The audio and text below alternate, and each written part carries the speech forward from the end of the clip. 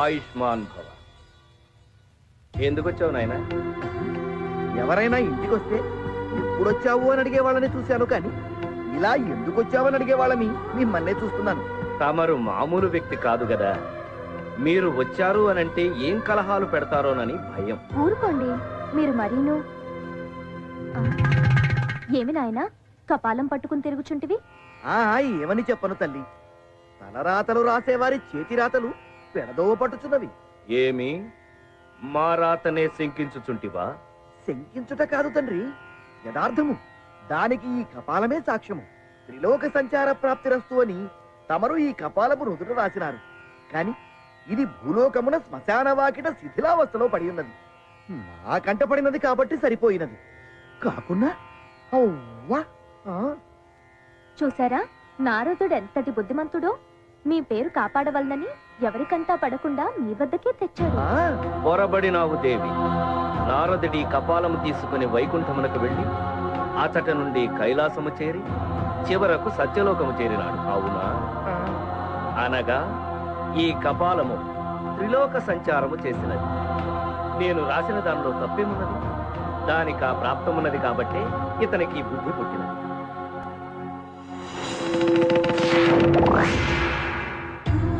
నా అజ్ఞానాన్ని మన్నించండి. ఏం నాయనా ఇంకేమిటి విశేషాలు? అడక్కపోయినా చెప్తాడు, వచ్చిందందుకేగా. ఏం చెప్పను తల్లి, కైలాసంలో పార్వతీదేవి భర్త శరీరంలో సగభాగం పొంది చాలా సంతోషంగా ఉంది. వైకుంఠంలో లక్ష్మీదేవి భర్త పాదాల చెంత ఆనందంగా ఉంది. ఇక సత్యలోకానికి వస్తే ఏముంది ఇక్కడ? తండ్రి గారు తలరాతలు రాస్తూనే ఉంటారు, తల్లి గారు వీణ వాయిస్తూనే ఉంటారు. మిమ్మల్ని సంతోషపెట్టడానికి వారికి సమయం ఏది? అవురా, ఏమి వీడి ఆంతర్యము? దీనికి మీ సమాధానం? పని ఒత్తిడి దేవి. పుట్టే వారి సంఖ్య పెరిగిపోతుంది. అందరి తలరాతలు వ్రాయాలి కదా. కాసేపు ఆ పని ఆపి ముందు నా సమస్యకు పరిష్కారం చెప్పండి. ఆపమంటుంటే వినరే? 10 నిమిషాలు భూలోకంలో గర్భిణీ స్త్రీలందరికీ నెప్పులు ఆగిపోవుగా.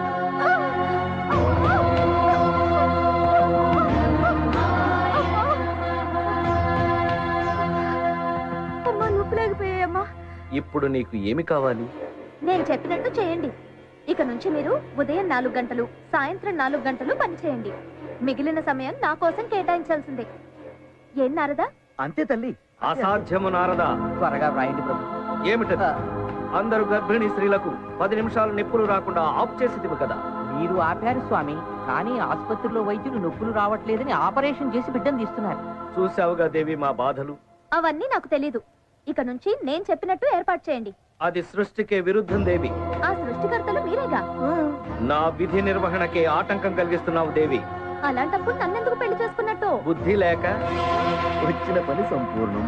ప్రభు, ఆసుపత్రిలో మరో ఆపరేషన్ జరుగుతోంది. వివాహమైన మరుక్షణమే మరణమా? ఇదేమిటి స్వామి?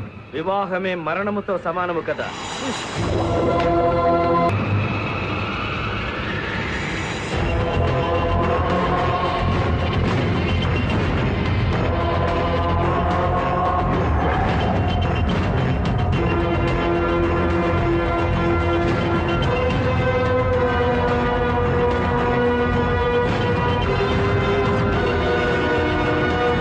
ఇతనేమన్నా అంతర్రాష్ట్రీయ దొంగల ముఠా నాయకుడు అనుకుంటున్నారా? లేకపోతే సెంట్రల్ బ్యూరో ఆఫ్ ఇన్వెస్టిగేషన్ వాళ్ళు ఇతని చేస్తున్నారు అనుకుంటున్నారా? అలా అనుకుంటే మీరు పొరపడినట్లే. ఇతని కోసం వెంటపడే వాళ్ళు అంతకంటే ప్రమాదకరమైన వ్యక్తి.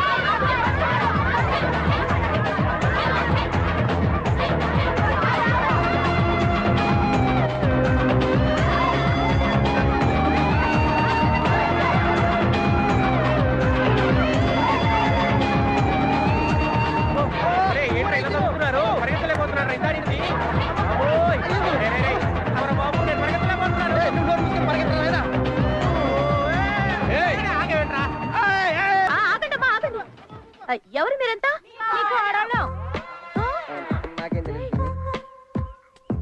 నా కొడుకు ఇంకా పెళ్లే కాలేదు. నా కోళ్ళు ఎక్కడి నుంచి వస్తుందమ్మా? ఏమే చూపించండి. ఏంటివి? లవ్ లెటర్ నాకు రాశాడు. ఓకే, గర్భిణీ స్త్రీలకను పిల్ల తల్లులు కూడా రాస్తాడా? ఆయన ఏమనకండి అత్తయ్య, ఆయనకు ఓకే అయితే నాకు ఓకే. నువ్వు ఆగవే, కుర్రాడు చాలా బాగున్నాడు. నా మొగుడు చచ్చిపోయి 6 సంవత్సరాలైంది. ఒంటరిగా ఉండాలంటే ఇబ్బందిగా ఉంది. కుర్రాడు నాకు ఓకే. ఇది కూడా నా కోడలురా? వీడికే కాదు, చనిపోయిన మా నాయనమ్మ కూడా రాసే లవ్ లెటర్. దాంట్లో ఉంటే రాసాము. ఏంట్రా ఇది? ఓటర్ లిస్ట్ దగ్గర పెట్టుకుని అందరికి లెటర్స్ పంపించాం పిన్ని. ఎందుకు చేశారు ఇదంతా? మరి ఏం చేయమంటావు పిన్ని? ఆ డిగ్రీ పూర్తయితే కానీ పెళ్లి చేయనన్నావు. 5 ఏళ్ళు చదువుతున్నాడు. ఆ డిగ్రీ అవదు, పెళ్లి అవదు. అందుకే ఈ ప్రోగ్రామ్ పెట్టాం. అవి అమ్మా, నా కొడుకేం తెలీదమ్మా, ఓట్టమ్మా. ఇప్పుడు అవునమ్మా. ఇంకోసారి ఇలా చేయకుండా నేను బుద్ధి చెప్తానమ్మా. బుద్ధి చెప్పడం కాదు శాంతమ్మా, పెళ్లి చెయ్యి. లేదంటే మా కాపురాలో చిచ్చి పెట్టేలా ఉన్నాడు. పదండి ఎడదాం. ఏదో సంత నిన్ను ఇలా తయారు చేసినందుకు నన్ను నేను కొట్టుకోవాలరా? చూసుకో. కుక్క ఏడుస్తున్నట్లేదు, ఏదో పంది పిల్ల అరుపులాగుంది. బర్రె ఏంట్రా మనిషిలా మూరుగుతుంది. ఈ బర్రె ఏమైందిరా? నీ పెళ్ళానికి లవ్ లెటర్ వచ్చిందా? శోభను బట్టి పాలు చేసావు కదరా. నేనేం చేశారా? జీవితంలో నాకు అసలు పెళ్ళే కాదనుకున్నాను. అలాంటిది ఎలాగో కష్టపడి హైవేలో నాకు పెట్రోల్ బంక్ ఉందని మా అత్త దగ్గర అబద్ధం చెప్పి హ్యాపీగా పెళ్లి చేసుకొని నిన్న రాత్రి ఫస్ట్ శోభనం ఏర్పాట్లు చేసుకుంటుంటే ఇక్కడ కాదు అక్కడ నైరుతిలో బరువు ఉంది.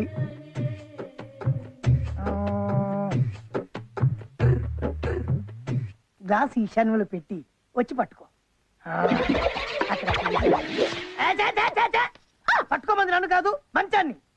మొగుడుండగా మంచాన్ని పట్టుకోవడం ఏంటండి? ఎందుకంటే మంచం పట్టుకొని ఉత్తర దిశగా తిప్పాలి. తల అట్టు పెట్టకూడదు, ఇటువైపు పెట్టాలన్నమాట. ఆ దిండి ఇక్కడ పెట్టుకొని పడుకుంటే పోలే?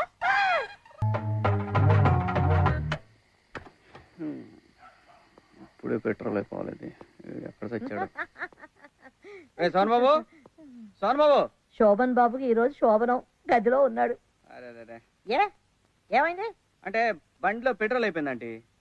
ఓ బాటిల్ ఉంటే ఇస్తారా? బాటలు ఎందుకు? నేషనల్ హైవేలో మా అల్లుడికి హెచ్పి పెట్రోల్ బంక్ ఉంది, అక్కడ పోయించుకో. వాడు నీకు బాగా వేసాడు సోపు. వాడి పెట్రోల్ బంక్ ఎండూరు కానీ వాడు petrol petrol petrol petrol petrol. అది మ్యాటర్.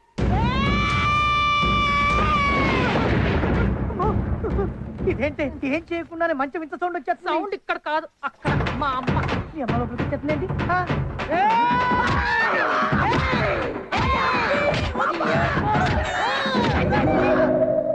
ఓ అలా జరిగిందనమాట. అవును, అందుకే నువ్వు ఎలాగైనా శోభనం చేయాలి.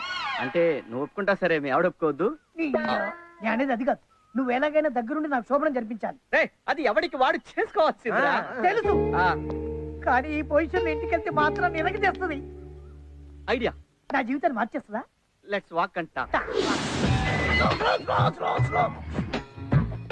ఇప్పుడు వేరే వచ్చిందిరా. ఎందుకు రాదు? 6 బీర్లు అయినా కదా. అయితే నేను చెప్పు, మరి నీకు సోనం కావాలి. ఇప్పుడు ఇస్తా చూడు దీన్ని. అబ్బా అత్త అత్త అత్త అత్త అత్త. నమస్కారం అమ్మా. నమస్తే నమస్తే. నువ్వు మొహం మీద కొట్టు, ఇక్కడ కొట్టు, ఇక్కడ కొట్టు, కానీ అక్కడ సోమరం మీద మాత్రం కొట్టదు. మహా పాపం. మర్యాద చంపలేసుకుని మా వాడికి సోమరం చేయి. అవే మాటలు బాబు, నువ్వు చదివితే కాదంటారా? Very good. ఇప్పుడే సిద్ధం చేస్తాను. ఓకే. రండి అల్లుడు గారు. నువ్వు రమ్మంటే రావడానికి, పొమ్మంటే పోవడానికి నేను ఏదోలా కనిపిస్తున్నానా? నేను రాను. అయ్యో ఆవేశపడకండి అల్లుడు గారు, చిన్నల్లుడు. నేను వస్తే బాబు. అయ్యో అది కాదు, నువ్వు వెళ్తావా? నువ్వన్నా నచ్చ చెప్పు అల్లుడు. అలాగే. ఆవిడ చూడటానికి చిన్నపిల్లలా ఉన్నా, వయసులో పెద్దది. ఆవిడ గౌరవించి నువ్వు లోపలికి వెళ్ళా. నువ్వు ఆగు, ముందు మీరు వెళ్ళండి. రై, నువ్వు మగధీరలో రామ్ చరణ్ తేజాల వారి గుర్రంలా.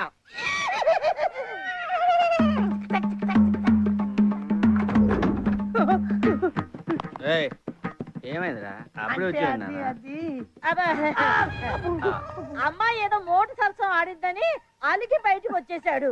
నువ్వన్నా చెప్పు చిన్నల్లుడు. అరే శోభనానికి నువ్వు కొత్త కదా, ఫస్ట్ అలానే ఉంటదిరా. నువ్వు వెళ్ళా అంటే లోపలికి వెళ్ళబాలు నువ్వు తలుపు వేసుకోమ్మా మళ్ళీ చూడరా లోపల ఏం జరిగింది లోపల ఏం జరిగిందో ఎవరైనా బయటకు వచ్చి చెప్పుకుంటారు ఎవడు సిగ్గు లేకుండా నువ్వైనా చెప్పు చిన్నల్లుడు చెప్పు చెప్పడం ఏంట్రా బుద్ధి ఉందరా నీకు లోపలికి వెళ్ళు లోపలికి వెళ్ళు. అబ్బో, వీడి శోభనం నా సావుకొచ్చిందిరా అయ్యా.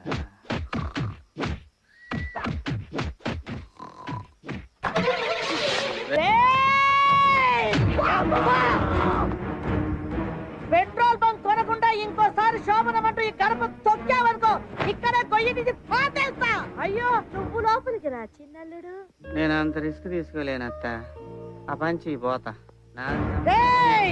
తాగొచ్చిన ఇంటి ముందు అల్లరి చేయాలని చూస్తారా ఎదవ నా కొడకల్లారా